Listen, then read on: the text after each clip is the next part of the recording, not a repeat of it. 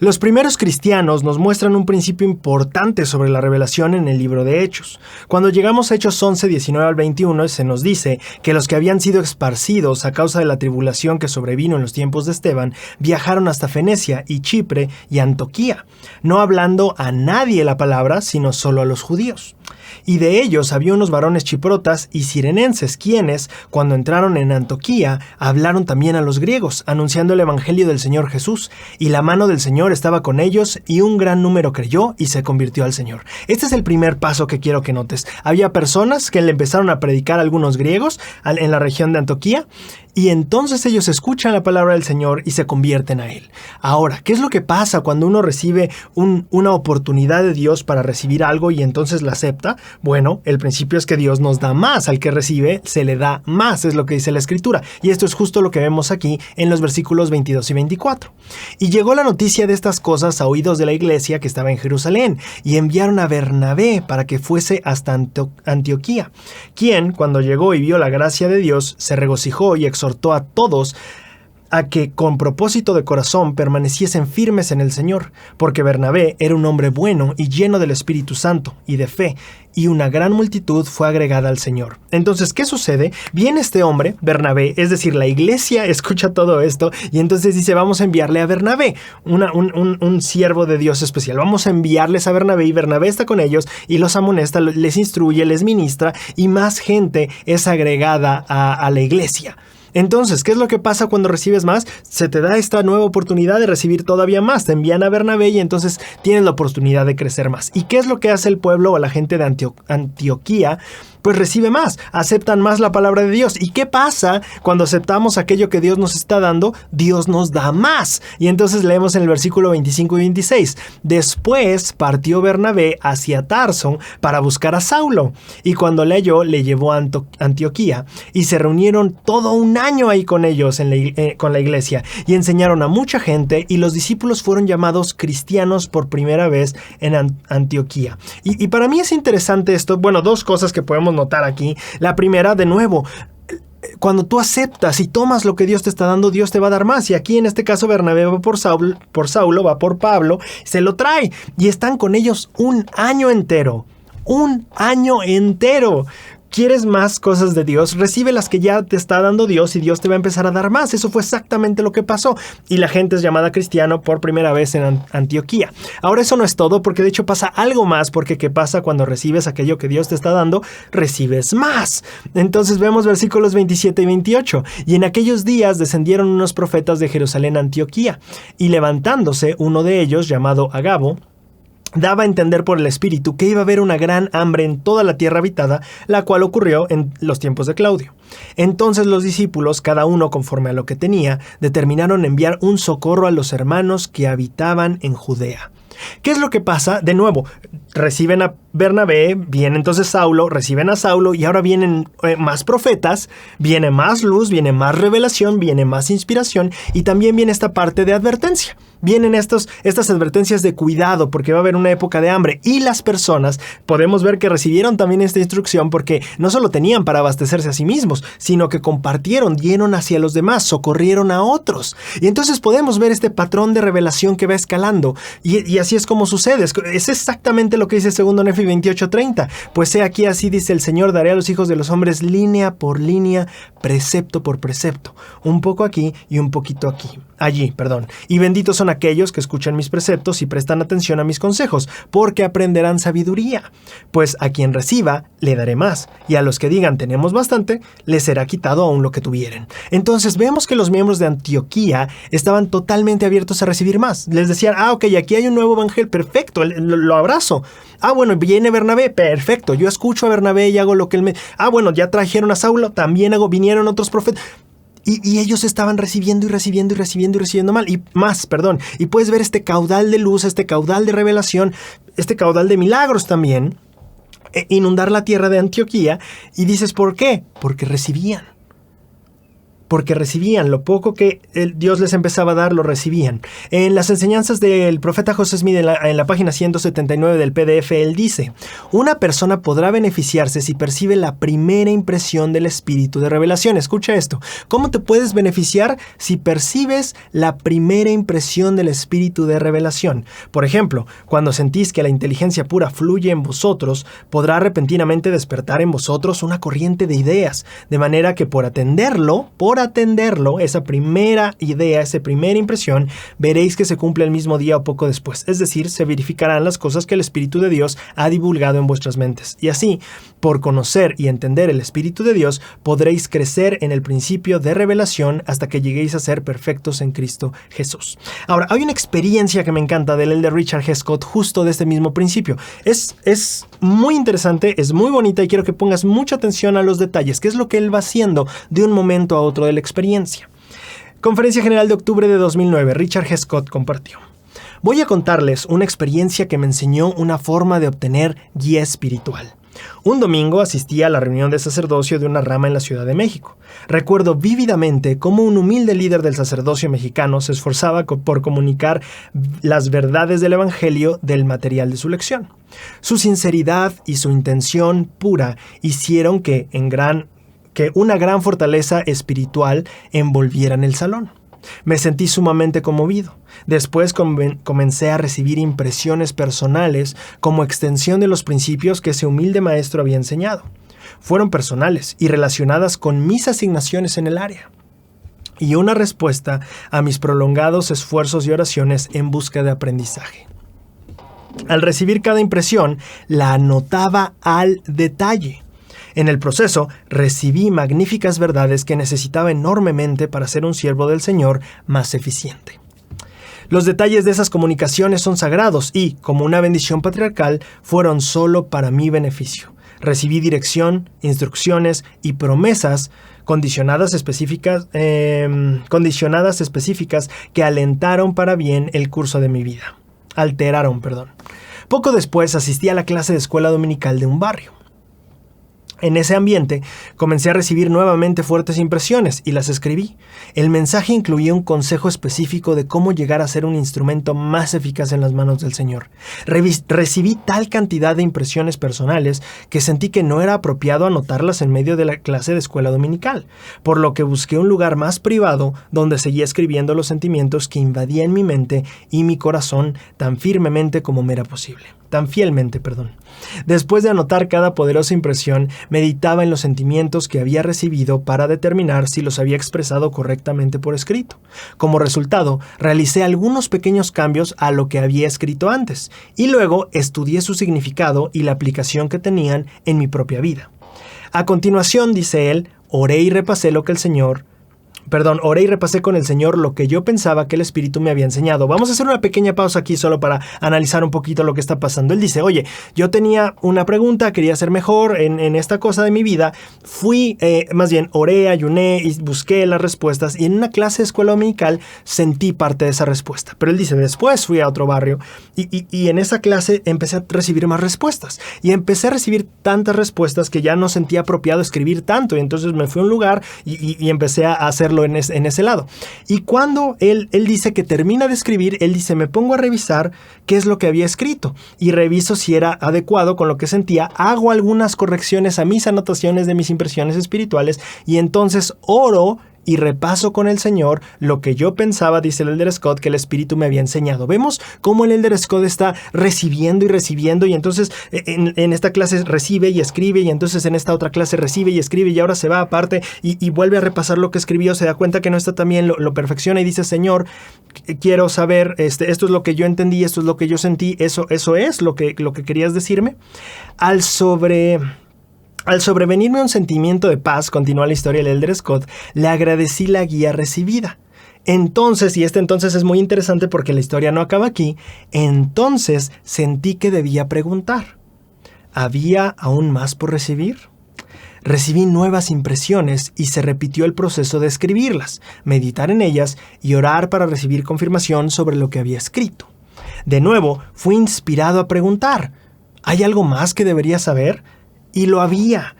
Cuando terminó la última y más sagrada experiencia, Yo había recibido algo de la dirección personal más preciosa y específica que una persona puede esperar obtener en esta vida. Si no hubiera respondido a mis primeras impresiones, ni las hubiera escrito, no habría recibido la última y más preciada guía.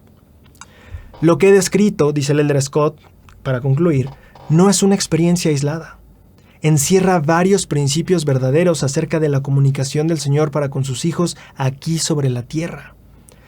Pienso que tú puedes perder la oportunidad, y pon mucha atención aquí, pienso, dice el Elder Scott, que tú puedes perder la oportunidad de escuchar la dirección más preciada y personal del Espíritu por no responder, anotar, ni aplicar la primera impresión que recibes. El Elder Scott dice, recibí de lo más precioso que he visto en mi vida, que tal vez pocos van a ver en su vida, van a sentir o van a tener esa revelación. Dice, si no hubiera atendido, si no hubiera puesto atención, si no hubiera recibido y abrazado y aplicado esa primera impresión, no hubiera llegado a esta última. Los miembros de Antioquía, no sé si sabían todo esto, pero lo vivían. Recibían, el Señor les daba algo y ellos lo recibían y lo abrazaban, y entonces el Señor les daba más, y ellos lo recibían y lo abrazaban, y el Señor les daba más, y así, y así, y así, y así. Y dice la Escritura que así vamos a ir creciendo, hasta el día perfecto. Esta lección nos dice que si queremos más revelación, debemos empezar a atender la que ya tenemos ahora. Tal vez una impresión que no has atendido, tal vez algo que has dicho después lo hago, tal vez el Espíritu ya te ha tratado de decir algo y tú has estado como posponiéndolo, diciendo, bueno, tal vez después, no lo sé. El Espíritu nos estará hablando a cada uno de nosotros sobre esa impresión que es este pequeño hilo que hoy tenemos que atender para que después vayamos creciendo y creciendo hasta el día perfecto.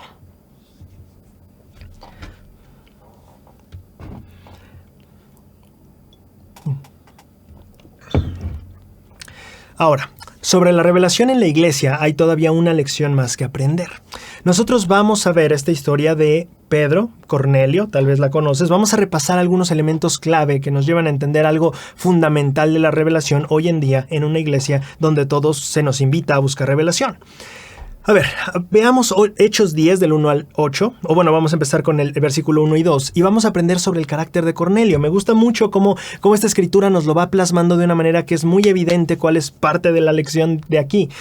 Versículo 1, capítulo 10 de Hechos. Y había en Cesarea un varón llamado Cornelio, centurión de la compañía que se llamaba La Italiana, devoto y temeroso de Dios con toda su casa, y que hacía muchas limosnas al pueblo y oraba a Dios siempre. ¿Cuál es la parte interesante para mí de aquí? Es que nos está explicando exactamente cómo es espiritualmente Cornelio. Es una persona devota, temerosa de Dios, limosnero, iba a decir, da limosna, y ora a Dios siempre. Ahora, ya que nos presentaron el carácter y nos explicaron más o menos la naturaleza espiritual de Cornelio, el pasaje pasa ahora sí a hablarnos del evento. Versículos 3 al 8.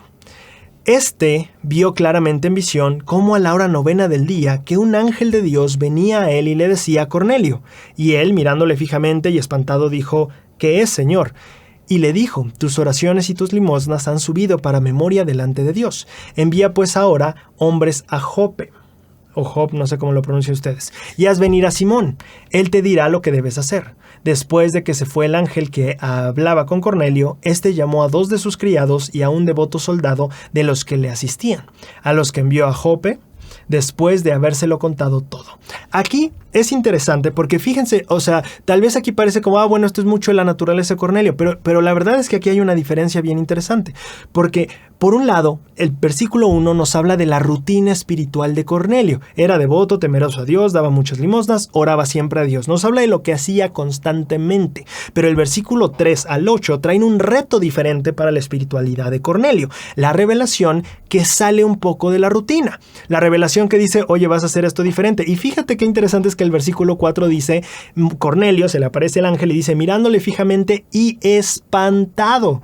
Cornelio estaba espantado. Pero le dice, ¿qué es, Señor? ¿Qué pasa? ¿Qué necesitas? Y me parece fascinante porque puede ser que en el proceso de nosotros crecer tenemos una rutina espiritual bien establecida, pero de repente vienen momentos donde la revelación nos lleva a lugares donde tal vez nos espantamos un poco. Pero lo interesante de Cornelio es que a pesar de que estoy espantado, ¿a dónde voy, Señor? Dime a dónde yo voy. Es parte de su naturaleza. Y ahora al final lo vemos, ¿no? Se ve el ángel y entonces él dice, bueno, tengo que enviar gente a Jope.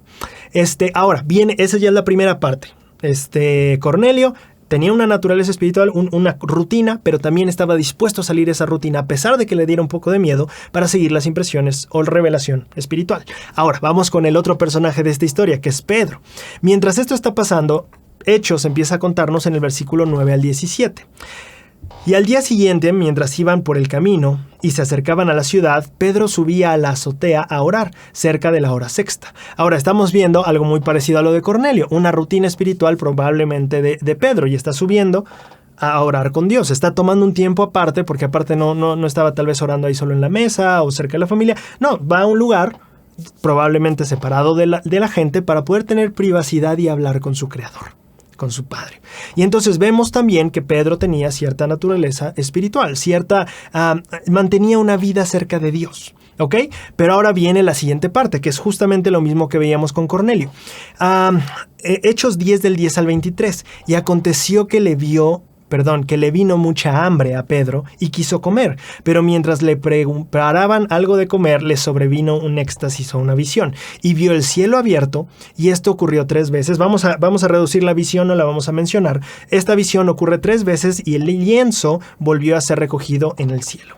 Y mientras Pedro dudaba dentro de sí, preguntándose qué sería la visión que había visto, he aquí los hombres que habían sido enviados por Cornelio, habiendo preguntado por la casa de Simón, llegaron a la puerta. Y mientras Pedro pensaba en la visión, le dijo el Espíritu, he aquí 3 hombres te buscan. Entonces, haciéndolos pasar, los hospedó, y al día siguiente, levantándose, se fue con ellos allá con Cornelio. Y le acompañaban algunos hermanos de Jope. Esto es para mí importante, porque Pedro muestra algo parecido. Si te das cuenta, Cornelio dice, yo estoy espantado, pero dime qué necesitas. Pedro dice, no entiendo qué está pasando, no entiendo esta revelación, no sé qué rayos, pero si me dices que vaya y reciba a estas personas y los acompañe, pues voy. Y te das cuenta, los dos están teniendo como una oportunidad de ejercer fe en paralelo. Los dos tenían buenas rutinas espirituales, estaban en una vida constantemente espiritual o alimentándose constantemente espiritualmente hablando. Pero cuando llega esto que no entienden, esto que sale de su zona de confort espiritual, por así decirlo, los dos están dispuestos a tomarlo, sea que tengan un poco de miedo o sea que estén confundidos. Ellos dicen, bueno, pues si el Señor dice, entonces vamos y lo hacemos. Y los dos están en ese mismo proceso paralelo. ¿Ok? Ahora, quiero que notes lo que pasa cuando se encuentran. Vamos a leer Hechos 10 del 24, 27 al 29. Y al otro día entraron en Cesarea, ya estamos hablando de Pedro. Y Cornelio los estaba esperando, habiendo llamado a sus parientes y a sus amigos más íntimos. Y hablando con él, entró y halló a muchos que se habían reunido. Y les dijo, vosotros sabéis que está prohibido para un varón judío juntarse con extranjero o acercarse a él. Pero Dios me ha mostrado que a ningún hombre llame yo común o inmundo. Por lo cual, al ser llamado, he venido sin poner ninguna objeción. Así que pregunto, ¿por qué causa me habéis hecho venir? Fíjate qué interesante está este punto, porque aquí Pedro dice, bueno, creo que entiendo un poco, la visión me ha dicho que no deseche a personas, a carne por creerla inmunda. El Señor me ha dicho eso, aquí estoy con ustedes, aunque no esté de acuerdo a nuestras normas sociales o a lo que vamos viviendo, pero aquí estoy. Pero interesantemente al final de su diálogo dice, ¿por qué me habéis hecho venir? Pedro no sabía en ese momento por qué estaba ahí.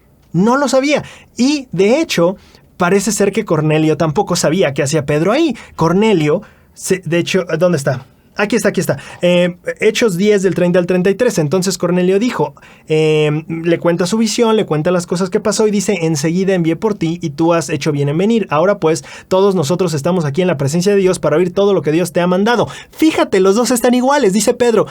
¿Por qué vengo? ¿Por qué vine aquí? Y Cornelio dice, pues no sé, dime lo que Dios te dijo que me dijeras. Y Pedro dice, pues no, más bien dime tú lo que... O sea, te das cuenta, los dos están en el mismo punto. Y esto es interesante porque los dos tienen buenas rutinas espirituales, los dos van a donde tienen que ir por la revelación, tengan miedo o estén confundidos, pero los dos tienen este mismo momento, exactamente en el mismo instante de decir, pues yo no sé qué hago aquí, ¿tú qué haces aquí? Pues yo tampoco sé, dime tú qué haces aquí. Y ninguno de los dos sabía qué hacía ahí el otro, o por qué estaba ahí Pedro, ¿no?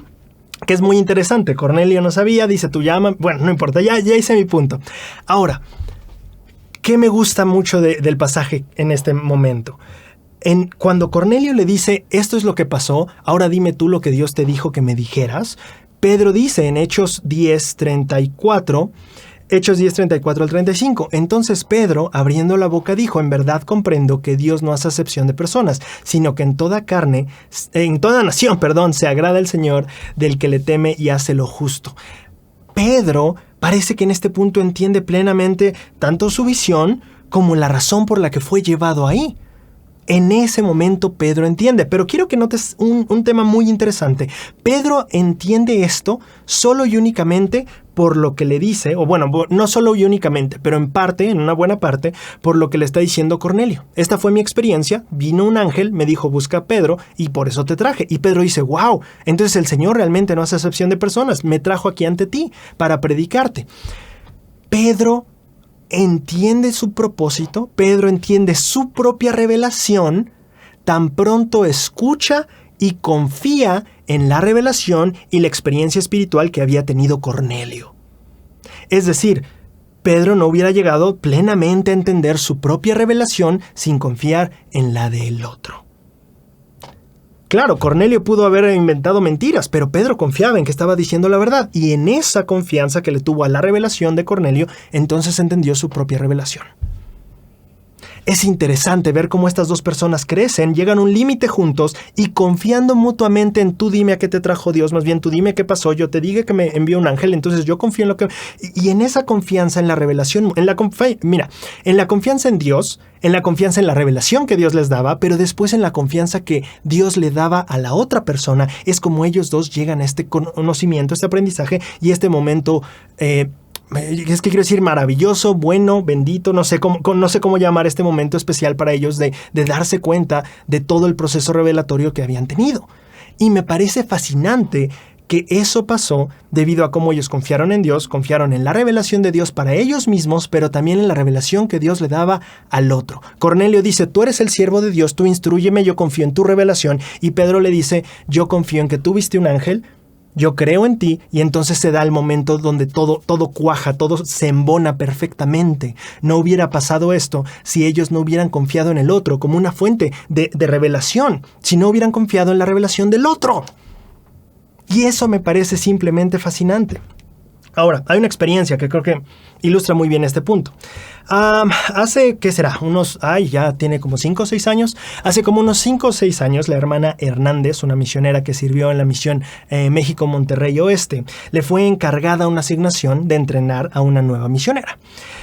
En el entrenamiento, esta primera semana, pues esta nueva misionera no sabía nada, no conocía a las personas en el área, no conocía los lugares y la obra misional no era precisamente lo más fácil para ella. Por lo tanto, la hermana Hernández, como compañera mayor, planeaba y hacía casi todo, o al menos tomaba la iniciativa casi en todo, especialmente a la hora de planear. Sin embargo, después de una semana de entrenamiento y de esta nueva misionera en la misión, la hermana Hernández decidió que era tiempo de darle la batuta, de decirle, bueno, adelante, tú dinos qué vamos a hacer. Y entonces, esta nueva misionera se pone a estudiar en la carpeta de área, que para quien no conozca es un registro de las personas que han sido enseñadas por los misioneros en ese lugar, y entonces se encuentra una hoja de enseñanza que está vacía. No parece que le han enseñado nada, vienen unos nombres, una dirección y dice mañana vamos a ir a este lugar. La hermana Hernández se notó un poco como incómoda, insegura, dudosa, como no estaba muy segura de que esa fuera la mejor decisión. Sin embargo, no dijo nada y dijo perfecto, tú dijiste que vamos a ir ahí, vamos a ir ahí. Entonces, al día siguiente van a esa dirección y encuentran que las personas que estaban buscando ya no vivían ahí. Sin embargo, había una familia nueva y esta familia, integrada por 2 padres y 3 hijos, decidieron recibir a las hermanas. Después de 4 semanas de enseñanza, esta familia de 5 personas entró a las aguas bautismales. Después de 2 años, el hijo mayor de esa familia salió a una misión. Ahora, lo interesante de esta historia es que justo acabando esa primera lección, la hermana Hernández, la entrenadora, le compartió a la nueva, la que había elegido ir a esa casa, y le dijo, ¿sabe qué? Nosotros encontramos esta familia haciendo un contacto en la calle, encontramos esta dirección, fuimos a buscar a las personas, no las encontramos, fuimos a buscarlas, después la casa fue abandonada por completo, ya no había nadie, entonces dejamos de venir, por eso el registro de enseñanza está vacío, porque jamás nos recibieron, se mudaron y abandonaron la casa. Y cuando usted ayer dijo, vamos a esa casa, en mi mente dije, ahí no hay nada, vamos a perder el tiempo, pero dije, bueno, confiemos en lo que ella está diciendo. Y al día siguiente encontraron a esta familia. En esta casa abandonada, donde probablemente ella pudo haber dicho no sirve de nada ir. Pero confió en la inspiración que su compañera pudo haber recibido, confió en la revelación de ella, y el milagro se dio. En esta iglesia donde todos somos animados e invitados a buscar revelación, a veces el trabajo puede ser complicado al saber, bueno, qué hacemos, qué no hacemos, pero lo que sé al estudiar la historia de Pedro y de Cornelio, y al conocer esta historia hermosa de esta misionera, es que el confiar en la revelación que otro pueda recibir es clave para el progreso de la iglesia. Nos encanta que cuando recibimos revelación la gente nos apoye. También a veces nos toca sin saber, a veces pensando que es que tal vez ni sabe esta hermana, porque es nueva y no sabe que esa casa está abandonada. Pero tal vez es justo por eso que le está dando la revelación a ella. Cuando nosotros confiemos, como Cornelio y Pedro, en la revelación de otros, veremos un crecimiento en la iglesia hermoso. De hecho, creo que es una de las maneras en las que la iglesia no puede crecer de otra forma. Es decir, hay cosas que se van a lograr a través de confiar en la revelación de otros que no se van a lograr de otra manera. La revelación es sagrada, es preciosa, es divina, pero puede estar en ti, en mí, o puede estar en otra persona. Y el que confiemos en eso puede determinar que sucede el milagro o que no suceda.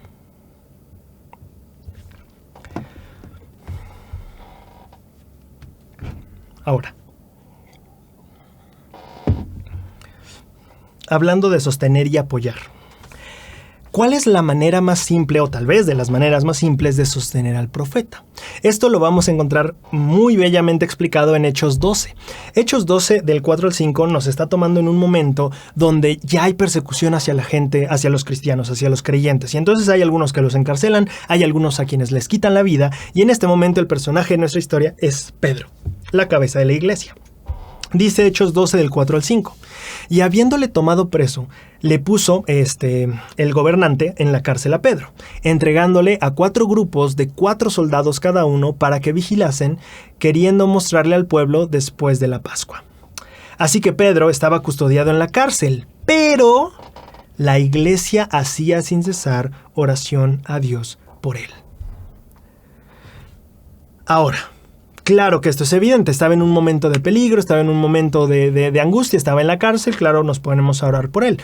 Sin embargo, me gusta mucho que esto no es solo algo que la gente empezó a hacer cuando Pedro entró solo a la cárcel y es como de, bueno, ahorita a las 3 de la tarde entró a la cárcel, vamos a orar todos. Quiero que notes muchísimo que cuando lees esa historia, o si la conoces bien, Pedro sale de la cárcel, es liberado por un ángel y entonces va a buscar algunos otros creyentes. Y dice Hechos 12:12, y habiendo considerado esto, Pedro, es decir, que la liberación había sido milagrosa, llegó a casa de María, la madre de Juan, el que tenía por sobrenombre Marcos, donde muchos estaban reunidos orando. A mitad de la noche, Pedro sale de la cárcel, va a buscar a estas personas, dice, ya llegué, estoy libre, ¿y qué les encuentra haciendo? Orando. No fue algo que solo la gente hizo como de, bueno, ahorita lo encarcelaron y ahorita oramos por él y pues Dios lo bendiga porque, bueno, ya se acabó, ¿no? Hice mi parte. Creo que es interesante que si bien es cierto que a donde estoy llevando este mensaje es a la idea de que la oración es parte del cómo podemos sostener a un líder o al profeta, también es interesante ver cómo los discípulos no solo lo hacían como una ocasión de, bueno, oré esta vez, oré y ya, ¿no? O sea, ya lo hice ahorita que lo necesitó, ahorita que tuvo un problema de salud, ahorita que me llegó la noticia, lo hice y se acabó. No, para ellos era medianoche y estamos orando por el profeta. No quiero decir que eso tengamos que hacer todos los días, o sea, la idea es hacerlo, no, es claro que Pedro estaba en una circunstancia apremiante o difícil, pero creo que nos deja ver este evento el cómo los cristianos o la membresía de ese momento veía a Pedro y cómo lo quería y cómo quería ayudarlo y cómo en este momento donde no saben qué más hacer porque pues ya el gobierno se lo llevó, pues dicen pues qué nos queda más que orar y buscar a Dios y derramar nuestros corazones. Y si lo vamos a hacer muy bien y de manera muy constante. Y entonces se entregan plenamente a la oración. Me fascina esta parte. Quiero que lean este relato, más bien voy a leerles este relato, quiero que escuchen esto. Me acuerdo haberlo leído en la misión una vez, me quedó muy en la mente y tiene que ver justo con esto, con la oración, los líderes, los profetas. En el libro de enseñanzas de los presidentes de la iglesia, Ezra Taft Benson, el capítulo 2, se menciona la siguiente experiencia. Una amiga de la familia narró lo siguiente en una conferencia general cuando fue con los Benson, la familia de Ezra Taft Benson, que fue profeta. Un día de abril, dice esta amiga de la familia, descubrí una de las fuentes de fortaleza de las autoridades generales. Escucha esto. Ella descubrió una fuente de la fortaleza, o fuente de la fortaleza que ellos tienen. Me encontraba sentada con los 6 hijos del elder Ezra Taft Benson, en ese tiempo era apóstol. Uno de ellos era mi compañera de cuarto en la universidad.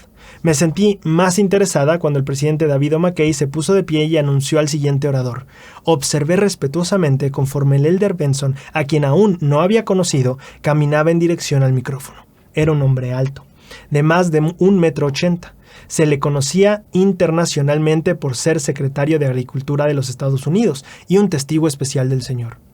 Parecía ser un hombre sereno y seguro de sí mismo, que había dirigido la palabra a diversos públicos a lo largo del mundo.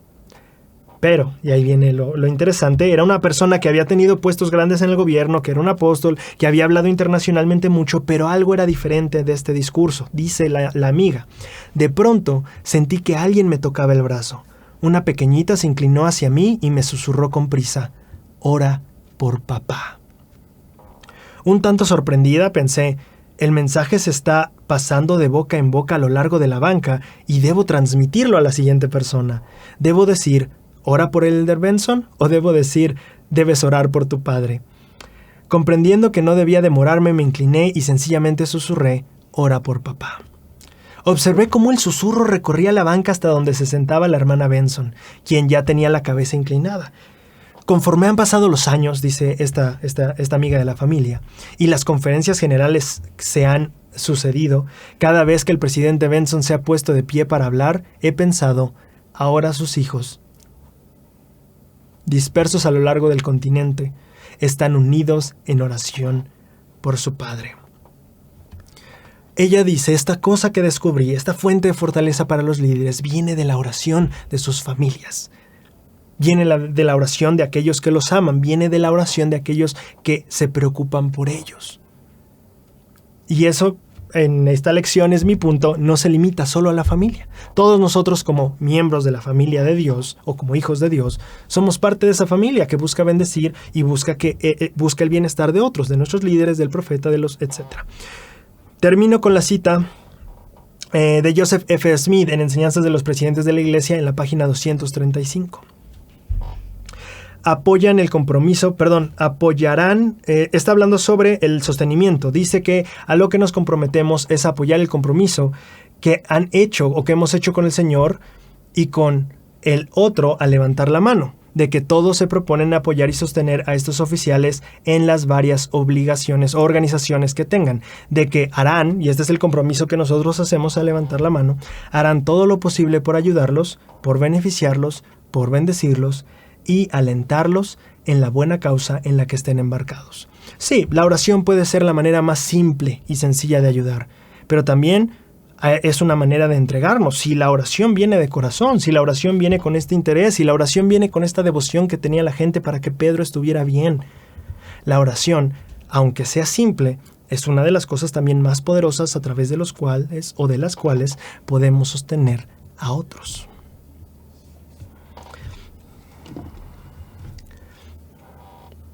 Ahora, una siguiente lección.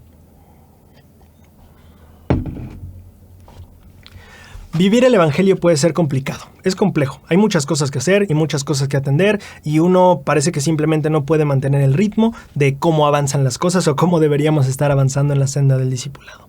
Bueno, hay una lección interesante sobre eso en los primeros años de la iglesia mientras Pedro le está dirigiendo y hay justamente un conflicto sobre cosas que deberían hacerse o no deberían hacerse.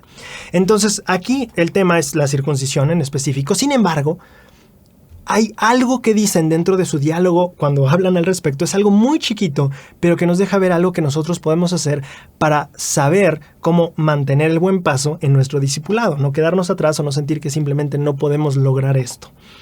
Hechos 15 del 7 al 10 está hablando justo del momento donde se están sentando a discutir los líderes el asunto. Y tras mucha discusión, Pedro se levantó y les dijo: varones hermanos, vosotros sabéis que hace ya algún tiempo Dios escogió que los gentiles oyesen por mi boca la palabra del evangelio y creyesen. Y Dios, que conoce los corazones, les dio testimonio, dándoles el Espíritu Santo igual que a nosotros, y ninguna diferencia hizo entre nosotros y ellos, purificando por la fe sus corazones. Ahora pues, ¿por qué tentáis a Dios poniendo sobre la cerviz de los discípulos un yugo que ni nuestros padres ni nosotros hemos podido llevar? Para mí es interesante que él llama yugo algo que para muchas personas era algo muy importante, una tradición de miles de años y que no debía dejar miles de años, ya exageré, según yo son 1600 años. No es cierto, sí más. Bueno, no importa. El punto es que una práctica que habían llevado por mucho tiempo, y Pedro está diciendo: vamos a poner este yugo sobre los demás. Ahora, cuando ellos finalmente deciden, o más bien no es cierto, perdón, Pedro acaba de hablar y habla alguien más, dice justamente: después de que hubieron callado, Jacobo respondió diciendo: varones hermanos, oídme, yo juzgo que no se inquiete a los gentiles que se conviertan a Dios, sino que se les escriba que se abstengan de las contaminaciones de los ídolos, de las fornicaciones, de lo estrangulado y de la sangre. Entonces escriben una carta y les cuentan a todos. Y ahí en esa carta es donde viene algo que llamó mucho la atención.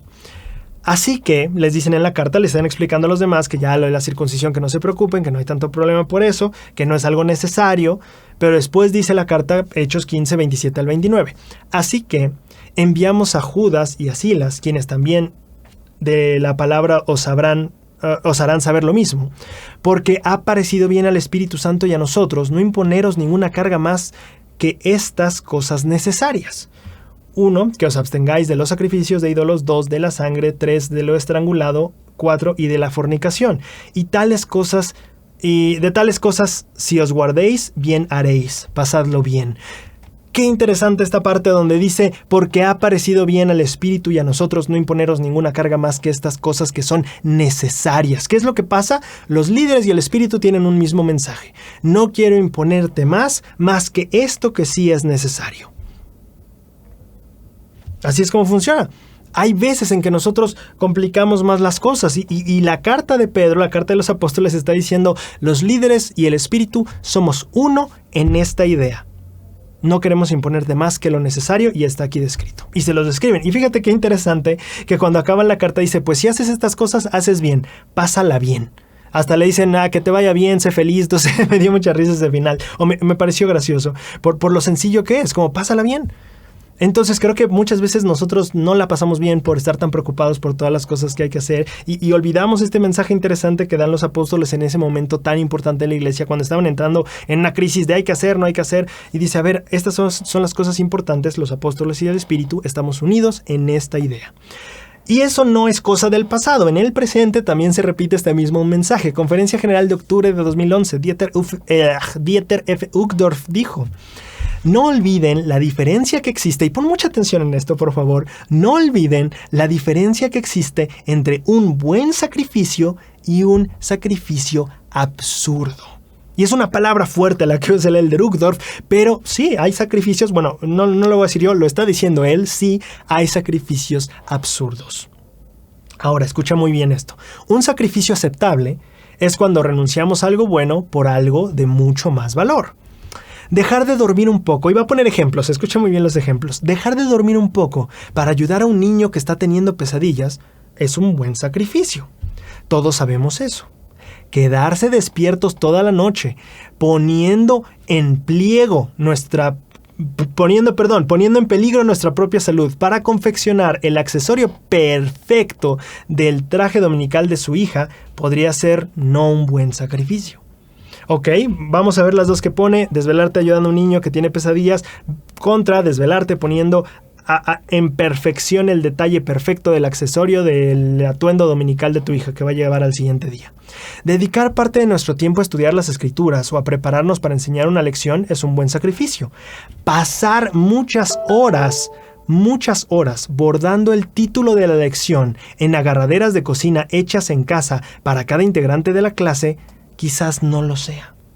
Y eso es bien interesante porque, claro, o sea, no estoy diciendo que la idea de, bueno, va a ser, no sé, la conferencia de barrio o lo que sea y vamos a poner como cositas y vamos a darle a alguien un recuerdo y creo que es bueno. Pero él dice, ojo, pasar muchas horas haciendo esta cosa para una clase o algo así, igual y no es el mejor sacrificio. Tal vez va a ser mejor empleado tu tiempo estudiando más las escrituras para la lección, preparándote más para la lección. Es probable que el espíritu, y bueno, esto no lo dice él, pero lo digo yo, yo creo, y creo que todos estarán de acuerdo conmigo, el espíritu y tu preparación podrán hacer más memorable esa lección que cualquier regalo que tú podrías darles acabando la lección. Es mi pensar, digo, lo que yo opino. El Elder Uchtdorf concluye, cada persona y cada situación es diferente, y un buen sacrificio en una instancia podría ser un sacrificio absurdo en otro. De nuevo, bueno, no de nuevo, pero aquí el Elder Uchtdorf acaba diciéndonos con cuidado, esto no es absoluto, no quiere decir que no deberías hacer algunos adornos o regalitos para el final de la clase, no quiere decir que no deberías ver que tu hija se vea bien en la capilla al día siguiente, no. Dependerá de las situaciones, pero creo que es bien importante para nosotros evaluar. Si tal vez y el ejemplo que pongo a mí me gusta, no lo había pensado, lo estoy pensando justo ahorita. O sea, si mi punto es que la lección sea memorable, tal vez en lugar de regalar algo que diga el título de la lección, tal vez valga más el tiempo en lugar de preparar un regalito para todos, tal vez sea mejor empleado el tiempo si me esfuerzo buscando más en las escrituras, buscando más al espíritu y que eso haga que la lección sea memorable. Al final de cuentas, la lección es: los líderes y el espíritu son uno en este mensaje. No queremos imponer cargas extras salvo aquello que es necesario, los mandamientos que ya conoces, las cosas que son necesarias vivir. Y fuera de eso, debemos de contemplar lo que dice el Elder Uchtdorf. ¿Es un sacrificio bueno o es un sacrificio absurdo? Tendremos que ver. Ok, vamos a... creo que son 2 temas los que faltan.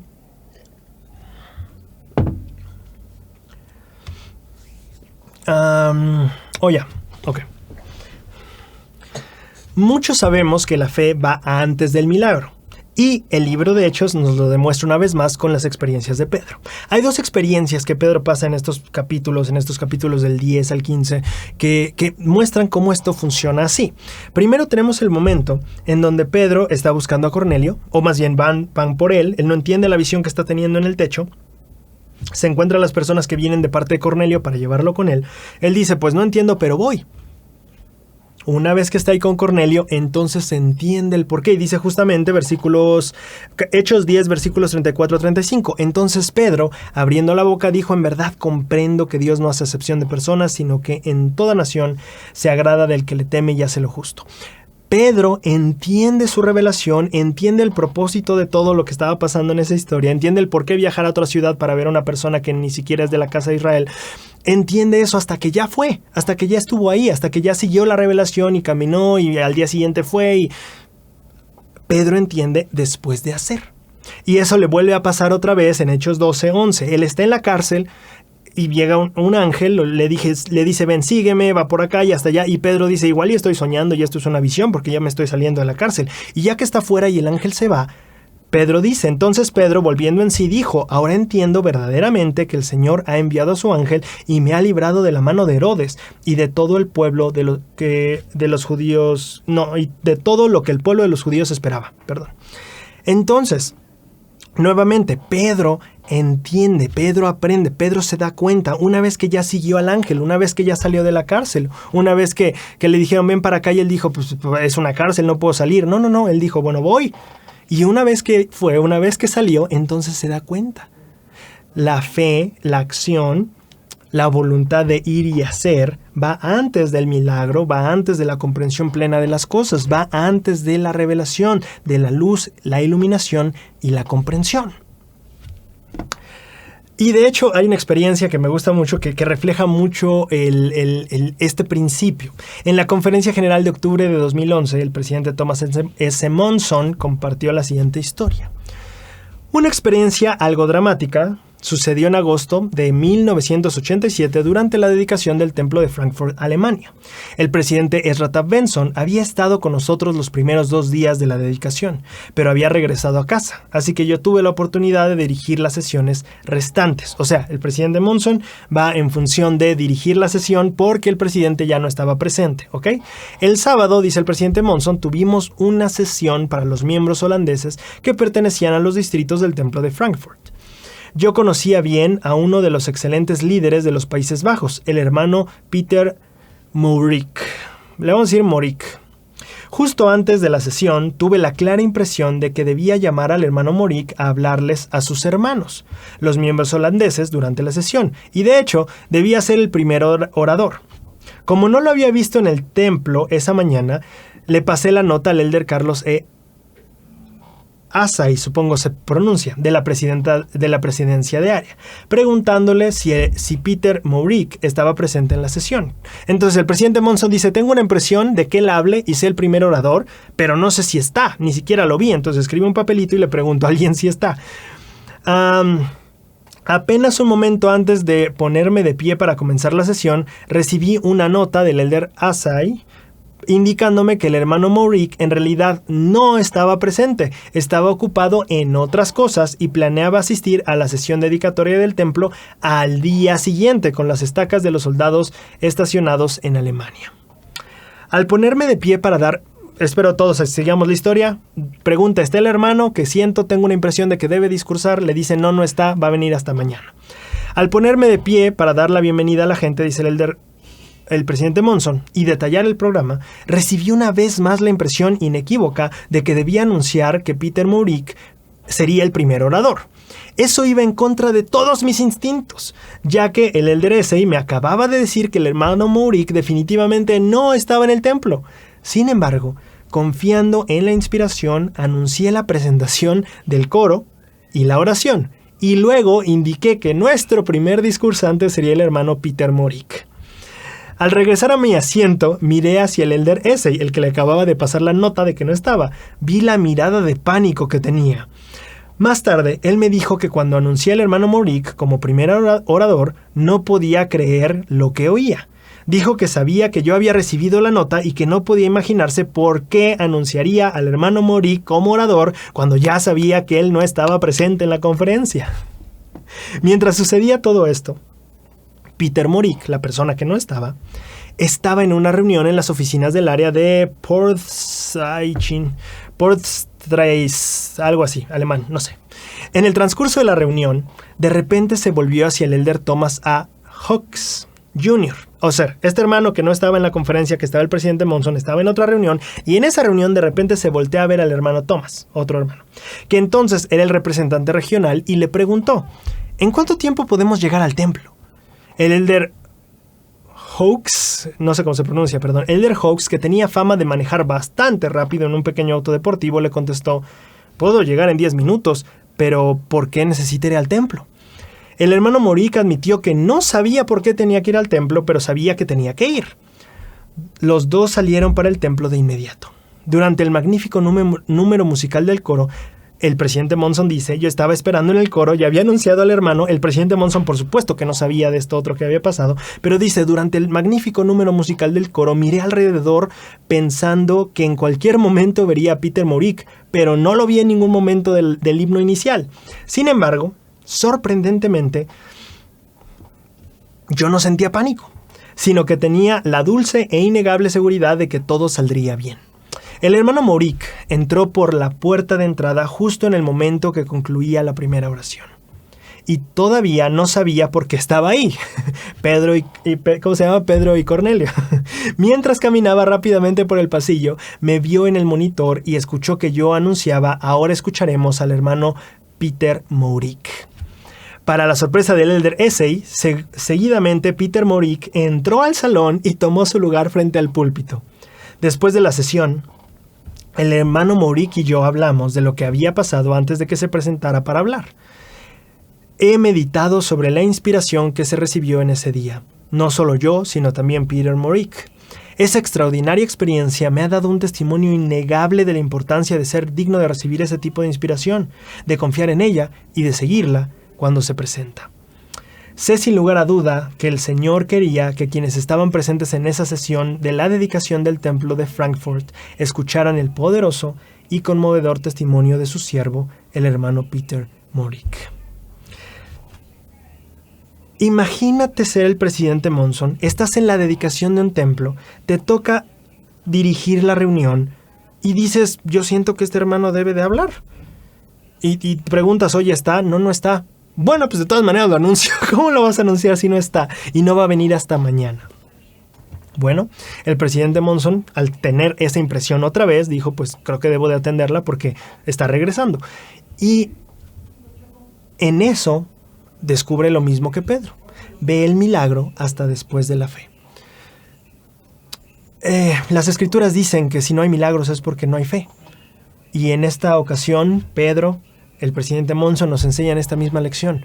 Hay milagros, los sigue habiendo, los seguirá habiendo, pero antes de ellos debemos ejercer fe.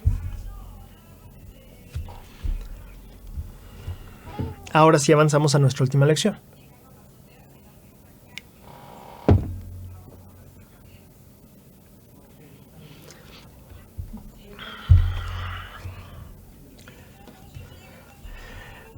Hay un pasaje en el libro de Hechos que nos habla sobre nuestra dignidad. En específica, no solo nuestra dignidad, sino cómo nosotros percibimos nuestra dignidad y el impacto que eso tiene sobre nuestra capacidad de ser buenos o no tan buenos discípulos.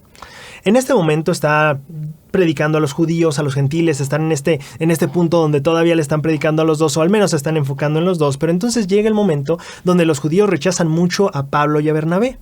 Y entonces Hechos 13:46 dice: entonces Pablo y Bernabé osadamente dijeron: a vosotros a la verdad era menester que se os hablase primero la palabra de Dios. Pero, puesto que la desecháis y no os juzgáis dignos de vida eterna, he aquí nos volvemos a los gentiles.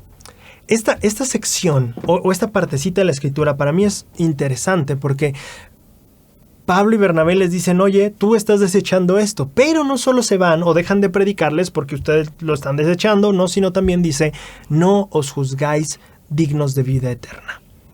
Esto nos llamó mucho la atención mientras discutíamos este versículo en la sesión de preparar este guión con el equipo y mencionábamos qué interesante que Pablo dice, este es un factor del por cual ya no va a ser enfocado a ti mi prédica o mi ministerio. No solo porque lo estás desechando, sino porque tú te juzgas no digno de la vida eterna. Podrá ser que en ocasiones nosotros no crezcamos en el Evangelio, no por rechazarlo, sino tal vez por el otro motivo, porque de alguna manera nosotros en nuestro interior no nos sentimos dignos de la vida eterna, o de buscarla, o de aspirar a ella. ¿Podría ser que eso detenga nuestro propio progreso espiritual, el pensar que no somos dignos? Esto me recuerda mucho a la experiencia que tuvo Oliver Cowdery en Doctrina y Convenios 9:11. No sé si recuerdas, él quería traducir y decía, Señor, yo quiero traducir, y el Señor le da la oportunidad, pero después no sucede y dice Oliver, bueno, ahora sí ya quiero hacerlo, ahora sí, como sé que la vez pasada como que no hice, me eché para atrás, no sé, pero ahora sí. Y el Señor le dice en Doctrina y Convenios 9:11, he aquí, cuando comenzaste a hacerlo fue oportuno, pero tuviste miedo y ha pasado el momento y ahora ya no conviene. Y es fascinante para mí pensar cómo Oliver Cowdery en ese momento perdió esa oportunidad gloriosa, maravillosa, milagrosa, divina, por haber tenido miedo. Y tal vez nosotros, no por miedo, pero tal vez por miedo. Miedo de nuestras imperfecciones, miedo de nuestra incapacidad, miedo de nuestros defectos, nos echamos para atrás. Y tal vez, igual que Pablo diciéndole a los judíos, le dice, pues es que no estás avanzando y no vas a avanzar en el Evangelio, no porque lo deseches o seas malo, sino porque tú solito te juzgas indigno. Porque tú solito te echas para atrás. Oliver, te da miedo. No es que yo no quiera que lo recibes, tú solito te estás echando para atrás. Podrá ser que nosotros nos echamos para atrás solitos, temiendo nuestras imperfecciones, nuestros pecados, la falta de perdonarnos a nosotros mismos. Podrá ser que eso nos esté haciendo como los judíos o como Oliver Cowdery, dar pasos para atrás, por más que el Señor espera que demos pasos hacia adelante. En un devocional en un devocional de la Conferencia de Mujeres de BYU de 2023, Susan H. Porter compartió lo siguiente, y es un discurso llamado Evitar el agobio espiritual, progreso línea por línea. Y fíjate qué interesante, me gusta esto, fue una historia que compartió Astrid en la junta de guiones con nosotros, me encantó y quiero que conozcas esta historia, me encantó de inmediato a mí. Ella cuenta, una madre estaba en casa con sus hijos pequeños y un nombre le vino a la mente. Era el nombre de una hermana a la que ella ministraba y pensó, voy a seguir adelante con esta impresión y en este momento voy a visitar a la hermana. Vio que tenía algunos plátanos maduros en su mostrador, así que se puso a trabajar e hizo un pan de plátano para llevárselo a esta hermana. Justo antes de que saliera del horno, el bebé se despertó llorando. Fue a verlo y supo que el bebé no se sentía bien, así que lo trató de consolar. Así que trató de consolar al bebé, pero cuando volvió, el pan de plátano ya se había quemado. Afortunadamente tenía algunos plátanos más y se dispuso a hacer otro pan. Así que hizo ese pan y lo puso en el horno, y para cuando salió del horno, los niños mayores estaban entrando por la puerta llegando de la escuela. Así que ella les entregó al bebé y les dijo, vuelvo enseguida, solo tengo que entregar este pan de plátano a mi amiga. Entonces deja el bebé encargado con los chavos jóvenes que están llegando, sus hijos, se va a entregar a la hermana que ministra. Entonces ella salió corriendo por la puerta, fue y visitó a la amiga. Le dio un abrazo y le dijo hola. Después corrió de regreso a su casa, entró a su casa y era un caos total. El bebé ahora estaba gritando. El niño pequeño estaba molesto y los niños mayores estaban enojados. Frustrada, entró en una habitación, cerró la puerta, se puso de rodillas y dijo, Padre Celestial, no puedo ser una hermana ministrante en este momento. En ese momento, entró en su mente claramente esta pregunta. ¿Quién te pidió que hicieras un pan de plátano? La hermana Porter concluye, a veces me preocupa que mi voluntad de ser obediente a las indicaciones no sea suficiente. Siento que necesito agregar más a mi personalidad, más a mi ofrenda, necesito ir a buscar algunas flores, necesito traer algo en mi mano. Y en realidad, esto es para tratar de sacar mi propio sentimiento de duda sobre si es suficiente que yo solo sea obediente a esa inspiración. Fíjate qué interesante principio. A veces siento que mi obediencia debe de llevar más, debe de traer esto extra. Y ella dice, como si la obediencia, la impresión espiritual no fuera suficiente. Como que oír la voz del cielo y atenderla y hacer lo que te dice no fuera suficiente. Le quieres agregar más. Ella dice, a veces me pasa. Ella continúa. Y sé que muchas mujeres pasamos mucho tiempo enfocándonos en, ¿soy suficiente?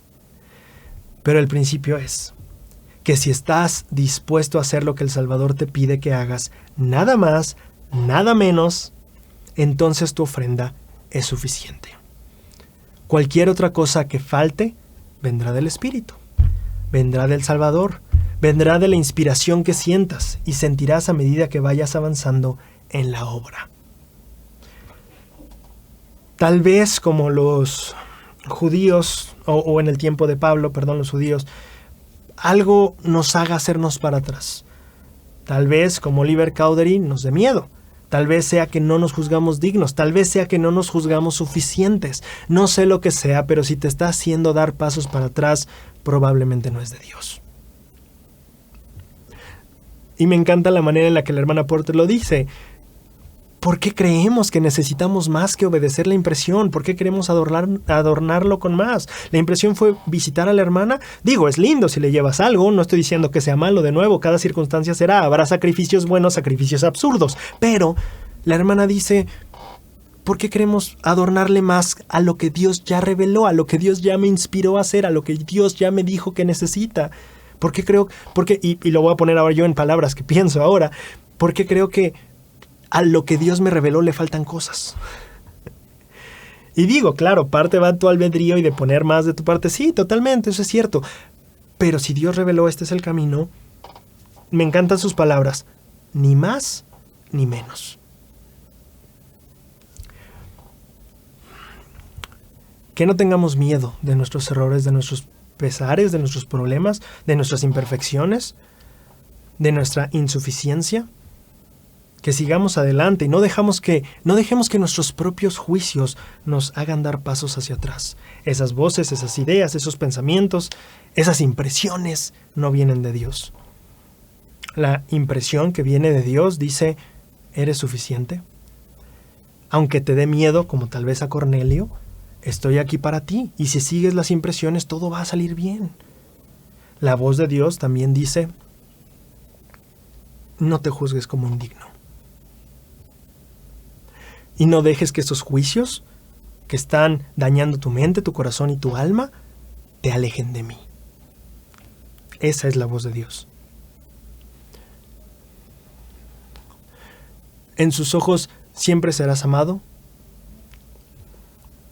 siempre serás valorado y siempre serás suficiente.